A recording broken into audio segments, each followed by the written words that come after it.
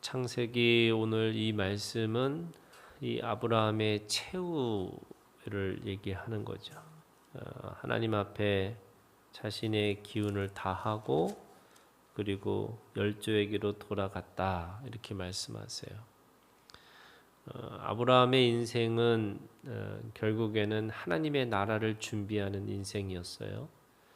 하나님의 나라는 이 나라의 백성들과 그리고 그 나라의 주체와 그 법과 그리고 그 나라의 공간을 준비하는, 그래서 아브라함은 이 세 가지를 다 준비했던 사람이죠.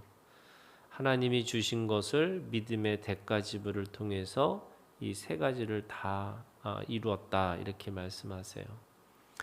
오늘 말씀은 그냥 지나갈 수 있는 말씀처럼 아브라함의 최후에 그가 후처를 맞이하고 또 이스마엘의 후예들이 어떻게 되었는지를 설명하고 있는 말씀이에요.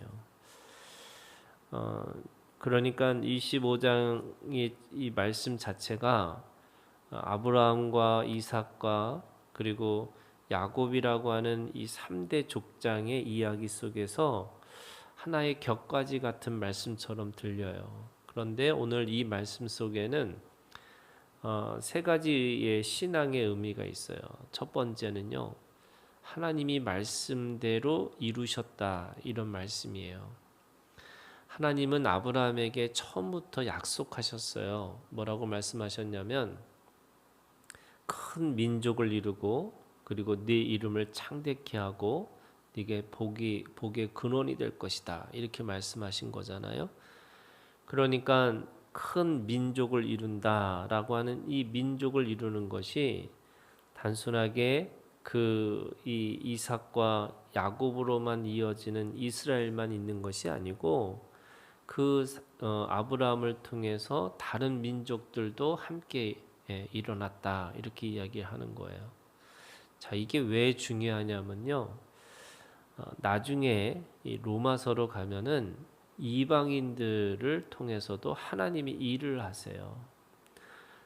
우리가 혈육적으로 생각하면은 우리는 이스라엘 사람이 아니에요.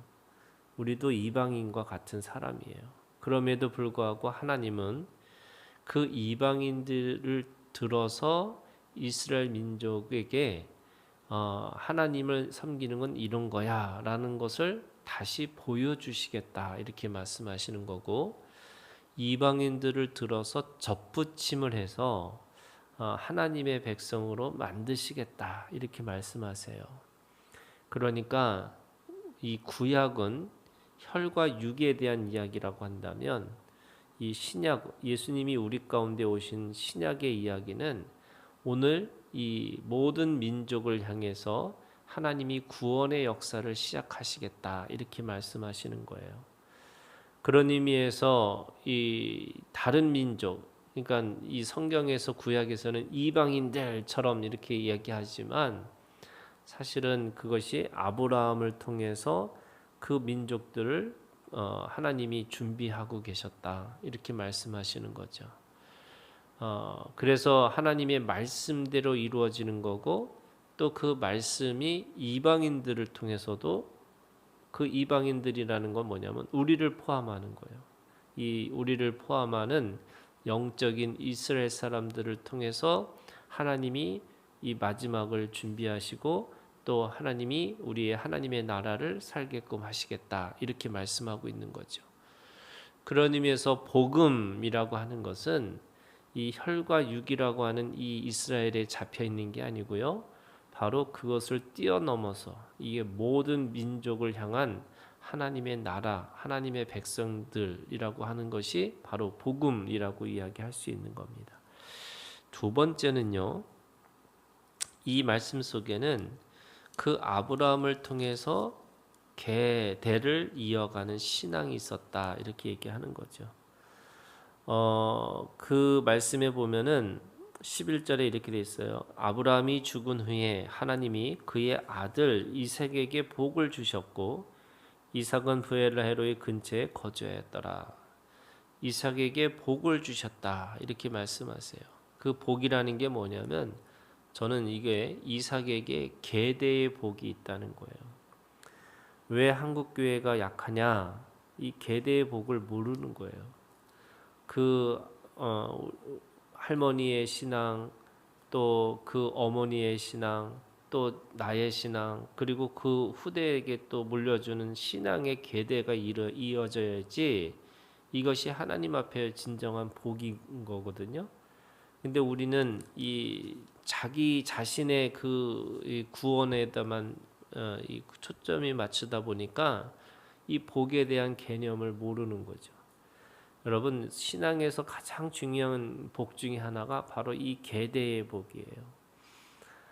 그래서 민수기라고 하는 이 말씀이 그 민수기가 그 자신이 가지고 있는 하나님 앞에서의 계통을 깨달아서 그 계통을 계속해서 그 후대에게 물려주는 계대의 신앙이 있는 거죠. 그 계대의 신앙을 가져야지만 바로 그것이 바로 하나님 앞에서의 하나님의 나라를 또는 하나님의 생명을 보존하는 것뿐만 아니라 그 생명력을 가지고 살아가는 것이다. 이렇게 말씀하고 있는 거예요. 그런 의미에서 하나님의 역사는 바로 이 계대의 신앙을 통해서 이루어지는 것이다. 이렇게 말씀하고 있는 거죠. 세 번째는요.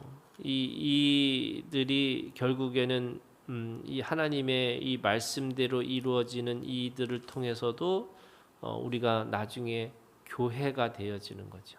그러니까 교회라고 하는 것은 뭐 예를 들면 어떤 한 색깔만 또는 한 민족만 모이는 것이 아니라 온 민족이 다 모여서 이루어지는 것이 교회라고 이야기하는 겁니다.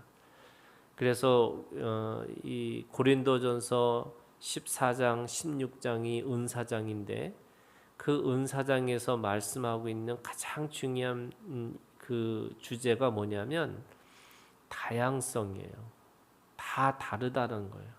다 똑같지 않다는 거예요. 그러니까 은사가 사람마다 다 다르고 또 그 은사가 하나가 되어서 예수 그리스도의 몸을 이루어지는 것이다.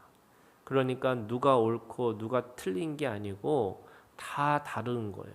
그래서 우리는 이게 우리 사회가 이게 경직된 사회일수록요, 다 사람들이 똑같이 해야지만 된다고 생각하는 건데 사회가 더 이 성숙해질수록 각각의 사람마다 다 개별성이 있는 거고 또 그 개별성을 가지고 다양한 것을 수용할 수 있는 힘이라고 생각해요. 교회도 다 다르잖아요. 사람도 다 다른 거고 그 다름이 나쁜 게 아니고 하나님이 주신 것에 그 모양대로 그 사람들이 가지고 있는 그 주신 은사대로 살아가는 것이다. 이렇게 말씀하시는 거예요. 오늘 이 아브라함의 자손들이 사람마다 다 다양한 모습들이 있다는 거예요.